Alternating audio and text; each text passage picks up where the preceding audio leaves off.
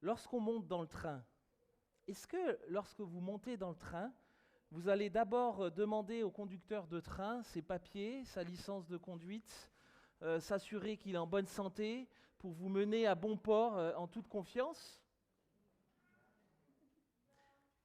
Non, effectivement. Merci les enfants. Les enfants, quand vous prenez l'avion et les adultes, en général, on essaye de choisir une compagnie à peu près sérieuse. Enfin, du coup, on essaye. On essaye de choisir une compagnie sérieuse et on fait confiance au pilote pour qu'il nous emmène d'un point A à un point B en toute sécurité. Mais finalement, on ne maîtrise rien. Lorsque nous déposons le matin nos enfants à l'école ou alors chez la nourrice, nous avons confiance dans les capacités des maîtresses à enseigner correctement nos enfants. Finalement, en réfléchissant à nos vies quotidiennes, on se rend compte que nous ne pouvons pas vivre sans faire confiance, même quand nous n'avons pas toutes les cartes en main.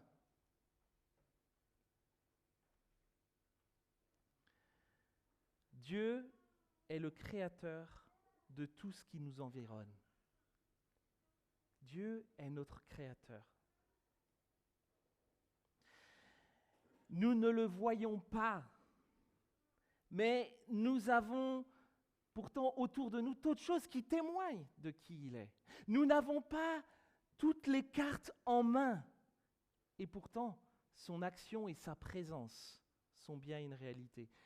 Il aimerait que tous nous décidions de placer notre confiance en lui, mais plus encore, notre foi en lui.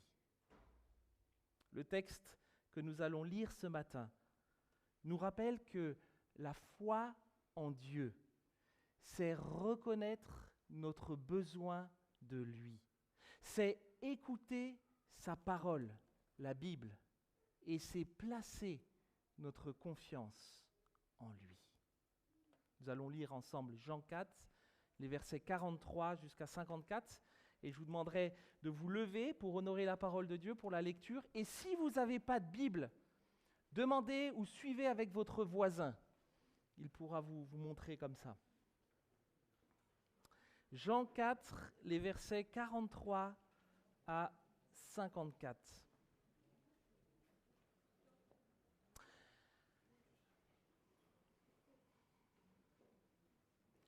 Alors, petits et grands, je vous demanderai de vous lever. Même les enfants, c'est important que nous puissions ensemble, en tant que famille, honorer la parole de Dieu. Après ces 2 jours, Jésus partit de là pour se rendre en Galilée, car il avait témoigné lui-même qu'un prophète n'est pas honoré dans sa propre patrie. Lorsqu'il arriva en Galilée, les Galiléens l'accueillirent parce qu'ils avaient vu tout ce qu'il avait fait à Jérusalem pendant la fête, car eux aussi étaient allés à la fête.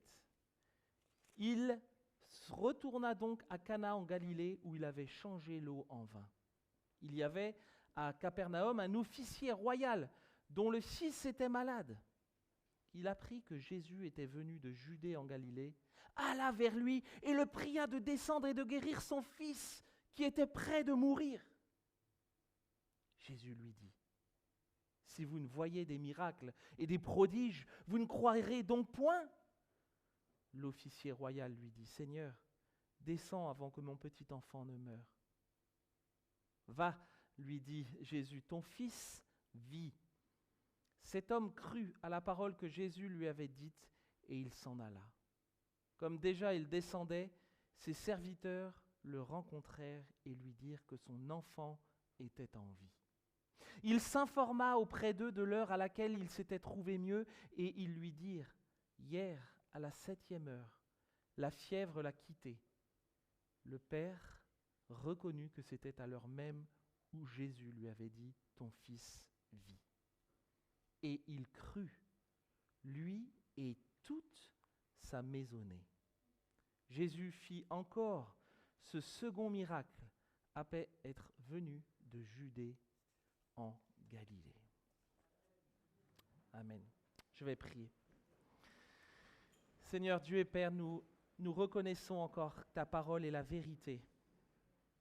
Et nous voulons ce matin encore la laisser nous parler, la laisser nous enseigner cette histoire, Seigneur, que Jean nous relate, cette guérison miraculeuse que tu as opérée. Seigneur, comment est-ce qu'elle nous parle aujourd'hui? Comment est-ce que tu as voulu qu'elle parle à tous ces auditeurs, ces gens qui étaient là, qui regardaient? Seigneur, que nous puissions en tirer encore les vérités pour nos vies ce matin et que nous puissions les laisser, Seigneur, influencer, diriger nos propres vies ici encore aujourd'hui. Nous te le demandons pour ta gloire. Amen.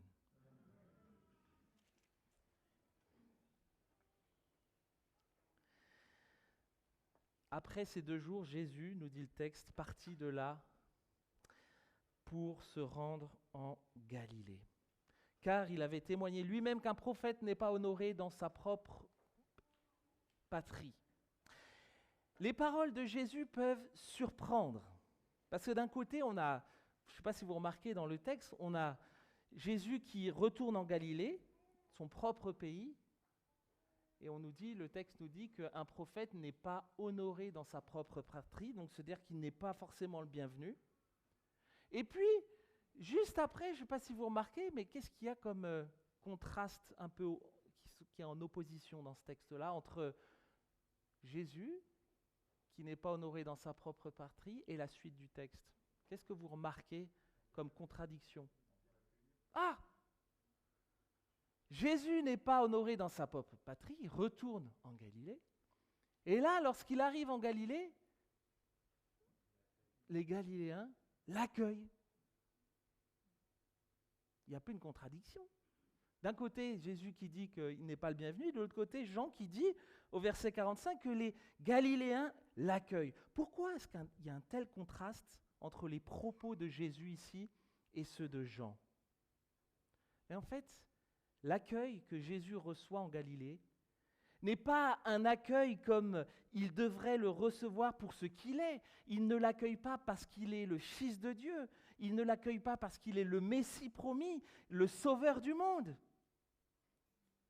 Ce qui motive les Galiléens à bien accueillir Jésus, c'est quoi? Les signes et les miracles. Les signes et les miracles que Jésus a déjà accomplis et qui les ont impressionnés. Mais finalement, Jésus, en tant que Fils de Dieu, ça ne les intéresse absolument pas. Finalement, ce contraste entre les propos de Jésus et les propos de Jean nous révèle les apparences trompeuses du bon accueil des Galiléens. Ce contraste met en réalité en évidence leur cœur et leur motivation. Mais je dirais qu'il n'y a rien de surprenant là-dedans. Un peu plus tôt, déjà, Jésus identifie ce problème et il le nomme de manière très claire. Dans Jean 4, juste avant notre épisode, lors de l'épisode de la Samaritaine, pendant que Jésus était à Jérusalem, à la fête de la Pâque, plusieurs crurent en son nom, nous dit le texte, à la vue des miracles qu'il faisait. Mais Jésus ne se fiait pas à eux, pourquoi? Nous dit le texte, parce qu'il les connaissait tous. Et verset 25, et parce qu'il n'avait pas besoin qu'on lui rende témoignage de quelqu'un, il savait de lui-même ce qui était dans l'homme. Plusieurs crurent en son nom, nous dit le texte. Les Galiléens sont impressionnés par les miracles et les signes de Jésus. Oui. Mais la réalité, c'est qu'ils ne croient absolument pas aux paroles de Jésus. Ils sont aveuglés et refusent de le reconnaître comme sauveur, comme le sauveur dont nous avons tous besoin. Leur soif d'exceptionnel les empêche de voir et de comprendre réellement qui est Jésus. La suite du récit de Jean va nous permettre de mieux comprendre cela. Voilà ce que nous raconte Jean avec cette histoire d'un officier donc royal dont le fils était malade à Capernaum, il apprit que Jésus était venu de Judée en Galilée. Il alla vers lui et le pria de descendre et de guérir son fils qui était près de mourir. Un officier royal, c'est un peu un représentant régional, on va dire, du roi à l'époque, qui était Hérode. C'est lui qui est en charge de représenter le roi et de faire régner l'ordre dans la province dont il a la responsabilité. On peut dire que c'est une sorte de préfet, comme on a aujourd'hui dans notre pays. Et cet officier royal, il a un fils qui est malade. Et la situation semble plutôt désespérée lorsqu'on lit ce texte. Compte tenu de son statut et de son rang, l'officier royal aurait pu peut-être attendre que Jésus vienne à lui. Mais l'état de son fils le pousse à mettre le protocole de côté et à aller lui-même à la rencontre de Jésus. Certainement qu'il a épuisé toutes les autres solutions, il a probablement consulté les meilleurs médecins, mais sans résultat. Il ne sait d'ailleurs pas qui est Jésus. Il a simplement entendu dire de lui qu'il accomplit des miracles. Et sans forcément connaître qui est Jésus, cet homme est prêt finalement à tout faire pour sauver son fils. Un homme désespéré, un enfant malade et une foule qui est là à attendre et qui a soif de sensations et d'exceptionnel. Et Jésus va, à ce moment-là, saisir cette occasion pour s'adresser bien sûr à cet homme-là, à cet officier royal, mais beaucoup plus largement à toute la foule qui est là autour de lui et qui écoute. Et voilà ce que Jésus va dire à la foule. Parce qu'il ne dit pas tu, il dit vous. Si vous ne voyez des miracles et des prodiges, vous ne croirez donc point.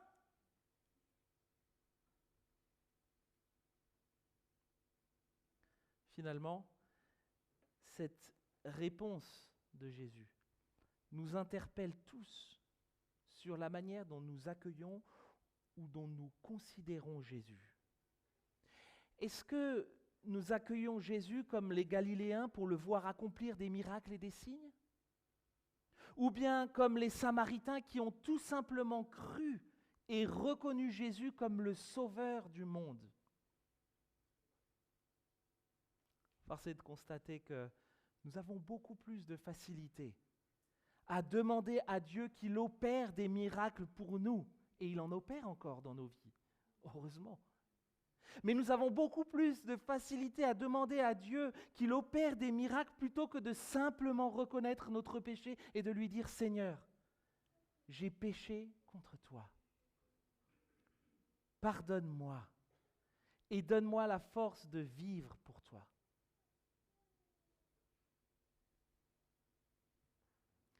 Comme les Galiléens, nous avons parfois tendance à considérer Dieu comme un supermarché. Ah oui, un supermarché où je vais lorsque j'ai besoin de quelque chose. Et puis si les rayons sont vides ou que le supermarché ne me satisfait pas, alors je boude Dieu et je change de supermarché. Parfois nous pouvons venir à Jésus pour ce que nous pouvons recevoir, parce qu'il nous offre des choses, évidemment. Mais qu'en est-il une fois qu'il est question de mourir à son ambition, de pardonner à ceux qui nous offensent, de porter sa croix? Alors là, souvent, il n'y a plus personne. On change de supermarché. En agissant ainsi, nous utilisons Dieu plus que nous l'aimons. Et ça n'est pas l'Évangile. Beaucoup de gens viennent à Christ parce qu'il peut finalement leur apporter un petit quelque chose.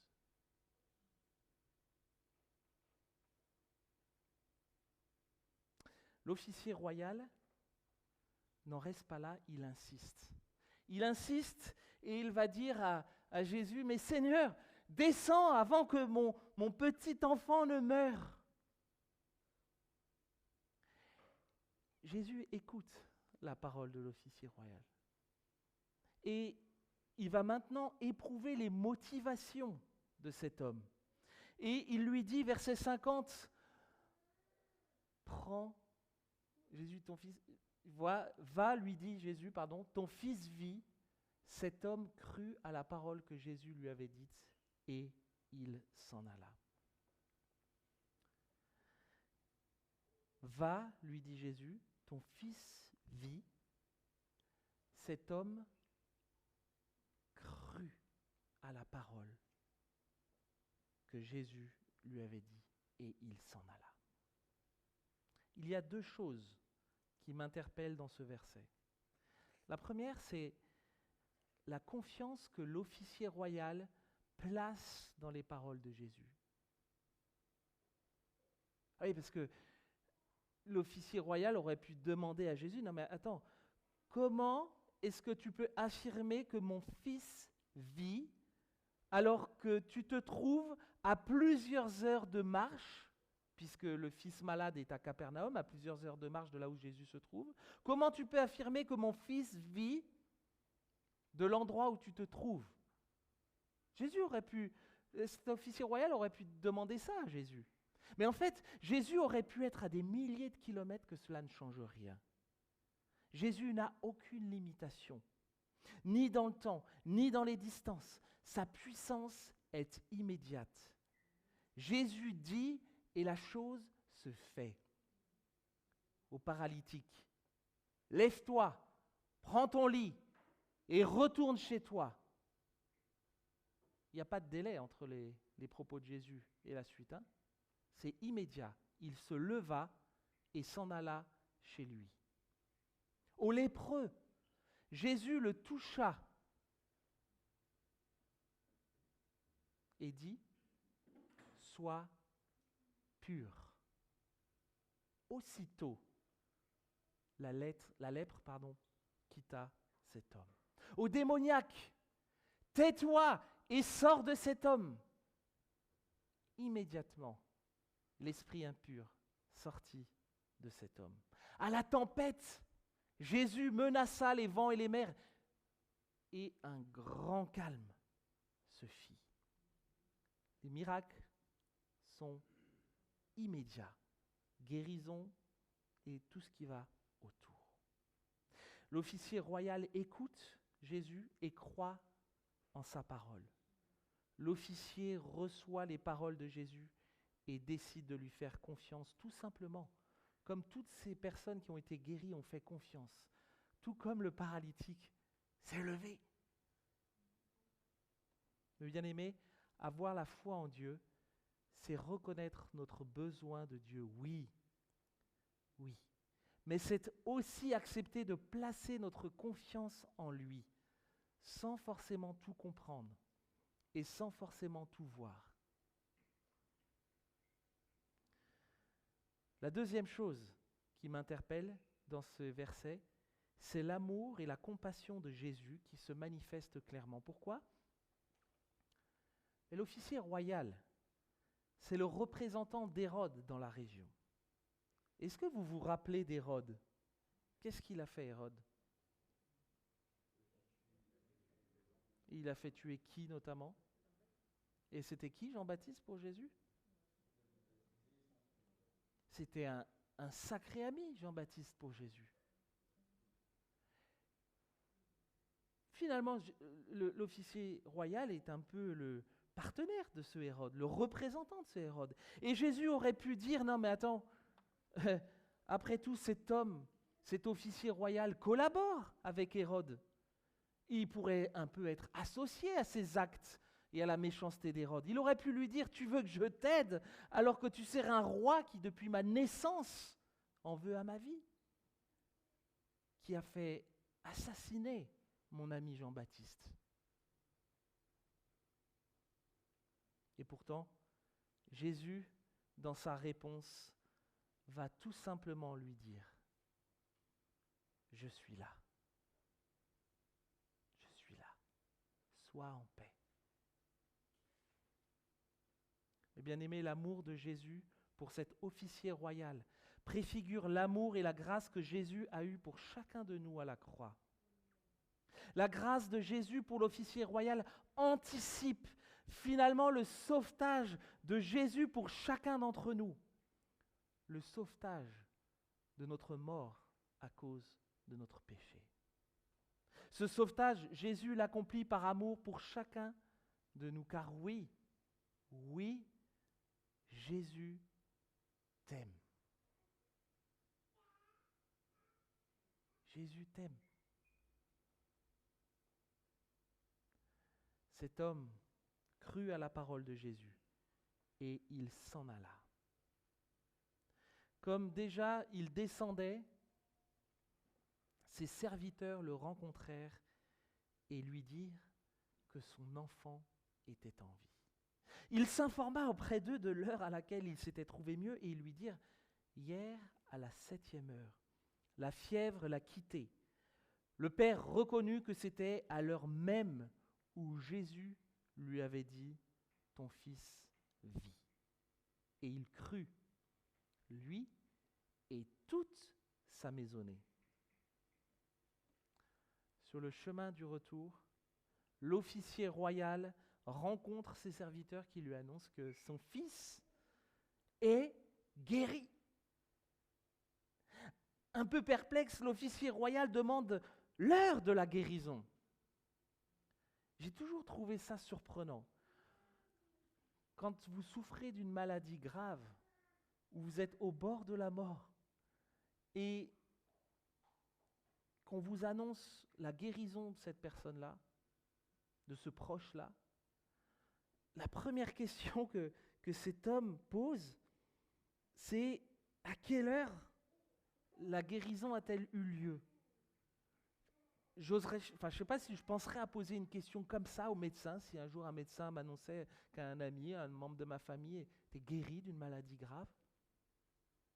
Mais c'est assez surprenant finalement. Mais l'heure précise, nous dit le texte, de la guérison de son fils ne fait finalement que renforcer la foi de l'officier royal, parce qu'il réalise que c'est justement à cette heure précise que Jésus a accompli le miracle. L'officier royal capitule devant Dieu. Il reconnaît Jésus non pas pour le miracle de la guérison de son fils, pas du tout, mais il comprend que Jésus est le Messie, le Christ que les prophètes annonçaient depuis plus de 1000 ans. Le miracle n'est absolument pas la finalité ici de l'œuvre de Jésus. Le miracle vient attester, signer qui est Jésus. L'officier royal croit et toute sa famille avec. Et dans cette histoire, je dirais qu'il y a un deuxième miracle, c'est que l'officier royal et toute sa famille croient et sont sauvés. Tout comme Alain a cru et est sauvé. C'est un miracle que nous célébrons encore aujourd'hui. Peut-être que tu doutes encore ce matin. Peut-être que tu résistes encore à cette invitation que Jésus te fait. Tu as peut-être des blessures de ton passé qui t'empêchent de placer ta confiance en Jésus. Peut-être des trahisons, des coups bas, des blessures de la vie que l'on porte parfois en nous. Tout ça peut-être t'empêche de placer ta confiance en Jésus. Peut-être que tu t'es développé une sorte de carcan, de protection, de défense. Bien-aimé, qu'est-ce qui t'empêche ce matin de placer ta confiance en Jésus, d'écouter ses paroles et de le suivre? Je pense parfois que notre besoin de Jésus est tellement grand que nous ne le voyons pas. Nous souffrons tellement d'être séparés de Dieu que cela crée en nous un vide intérieur, un mal-être. Nous essayons alors tous consciemment ou non de le compenser par toutes sortes de choses. Tant que nous pensons pouvoir un jour réaliser nos rêves, notre vide intérieur nous apparaît finalement comme un stimulant et notre anxiété comme de l'espoir. On pense que notre insatisfaction est liée au fait que nous n'atteignons pas nos objectifs. Mais la réalité, c'est que l'on se ment à soi-même. Plusieurs personnes ont déjà réalisé tous leurs rêves et pourtant, le vide est toujours là. Rappelez-vous de Salomon, par exemple. Tout ce que vous voulez faire, consultez-le avant dans la parole de Dieu, il vous racontera comment ça s'est passé. Mais il y en a d'autres qui ont essayé ça. Boris Becker, un ancien joueur de tennis allemand. J'avais remporté 2 fois Wimbledon, dit-il. Une fois en tant que plus jeune joueur, j'étais riche. Je possédais tous les biens matériels dont j'avais besoin. C'est la vieille rengaine de vedettes de cinéma et de pop stars qui se suicident. Elles ont beau tout avoir, elles sont malheureuses comme des pierres. Il conclut en disant « Moi, je n'avais aucune paix intérieure. » Et de l'argent, célébrité, belle maison, tout ce qu'il voulait, mais aucune paix intérieure. L'officier royal reconnaît que Jésus est le Fils de Dieu.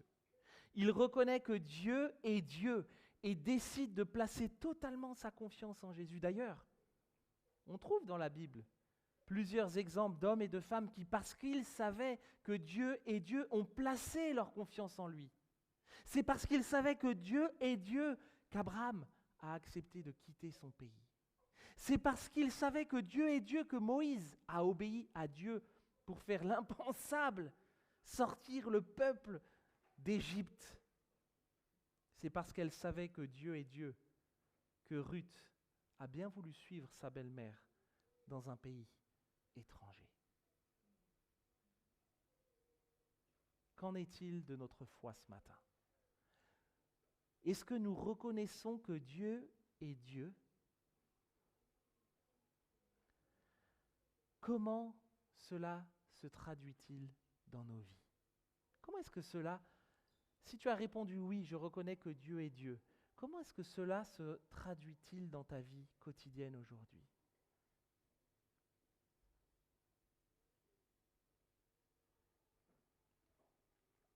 Mes bien-aimés, vous savez, on peut traîner avec des chrétiens, on peut même venir ici le dimanche matin, mais ne pas avoir la foi en Jésus.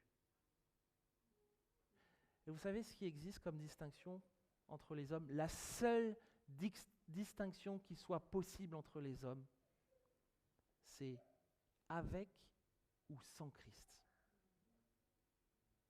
Avec ou sans Christ. Et j'entendais la dernière fois un prédicateur qui soulevait une chose très intéressante, qui disait que dans nos églises, nous avons instauré une sorte de zone neutre où nous laissons penser, où nous laissons croire que Christ est présent. Mais c'est archi faux. Nos vies, c'est avec ou sans Christ. La zone neutre n'existe pas. Avec ou sans Christ.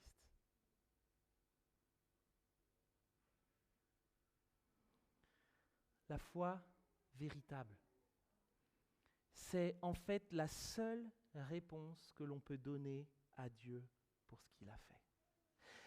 La foi véritable, c'est la manière de recevoir le cadeau que Dieu nous donne.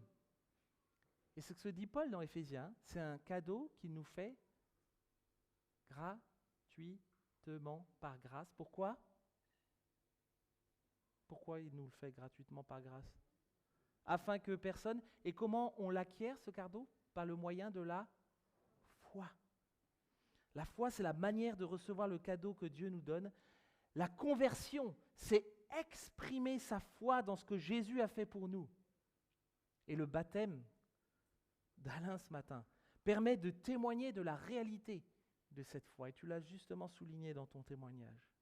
La véritable foi, c'est un moyen de saisir et de vivre au quotidien les promesses de Dieu pour nous. Pour nous dans nos défis communautaires en tant qu'Église, mais aussi dans nos défis individuels, familiales, de vie au quotidien. La foi véritable, c'est s'abandonner totalement à Dieu, c'est lâcher prise, reconnaissant que Dieu règne et qu'il est souverain sur toute chose. La foi véritable, c'est une vie qui témoigne de ma vie nouvelle en Jésus.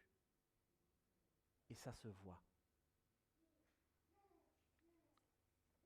Ma prière pour chacun d'entre nous, et pour toi Alain, particulièrement ce matin, c'est que nous puissions, comme tu l'as fait, saisir cette foi. Si tu ne l'as pas encore saisie cette foi, elle s'offre à toi ce matin encore. Dieu te l'offre encore ce matin. Reconnais ton besoin de lui. Écoute-le et fais-lui confiance. Et si tu as déjà saisi cette foi-là, ma prière, c'est que nous puissions persévérer. Alain, que tu puisses persévérer. Les prochains jours, Alain, ils ne vont pas être simples. Je te le garantis. Prochaine semaine. Mais Dieu ne t'a pas laissé seul. Il t'a donné son esprit. Il t'a dit qu'il serait tous les jours avec toi, jusqu'au bout. Il t'a donné une famille, l'église locale. Est une famille, un cadeau que Dieu te fait pour tenir ferme ensemble, persévérer. Alors Alain, je te souhaite un bon courage, t'appuyant sur les promesses de Dieu. Je nous souhaite un bon courage, nous appuyant sur les promesses de Dieu dans nos défis quotidiens, dans vos défis quotidiens. Et je veux prier.